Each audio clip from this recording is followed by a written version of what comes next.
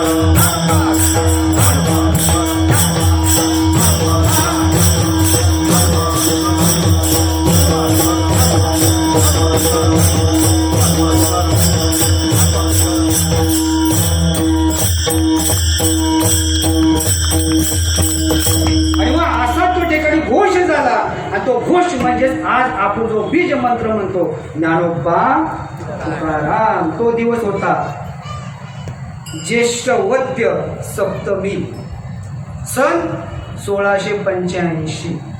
या दिवशी आपल्या खऱ्या वारीला सुरुवात झाली. हा बीज मंत्र आपल्यापर्यंत येऊन पोहोचला आणि मग पादुका डोक्यावरती घेतल्या. तुकाराम महाराजांच्या आळंदीला गेले सप्तमीच्या दिवशी. अष्टमीला माऊलींना तयार केलं.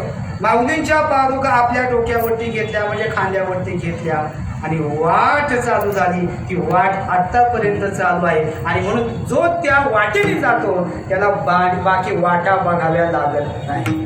कारण की केला राजवार ही वाट आम्हाला सांगितली आणि म्हणून त्याच वाटेने आम्हाला चालायचे. आणि जो त्या वाटेने चालतो त्याला भेद त्याच्याजवळ येत नाही. त्याच्याजवळची काम म्हणजे वासना नाहीशी होती. मग एकदा ती नाहीशी झाली की माणसाची अवस्था चांगली निर्माण होती बरं का.